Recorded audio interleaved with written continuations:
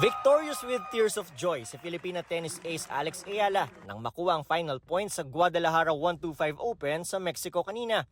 1-6, 7-5 at 6-3 ang resulta ng tatlong heart-pounding sets nila ni Pana Udvardy ng Hungary. Makasaysayan ang kanyang panalo dahil una itong kampyonato sa isang Women's Tennis Association o WTA match para kay Ayala at para sa Pilipinas. Ipinagbunyi rin ng mga Pilipino ang panalo ni Ayala, gaya ni Pangulong Bongbong Marcos na nagpaabot ng kanyang congratulatory message. Ayon sa Pangulo, ang tagumpay ni Ayala ay tagumpay ng buong bansa. Gagawin daw ng Pangulo ang lahat upang mas maraming atletang Pilipino pa ang sumunod sa yapak ni Ayala at maipakita sa mundo ang galing ng Pilipino. Sunod na sasabak si Ayala sa SP Open sa Sao Paulo, Brazil.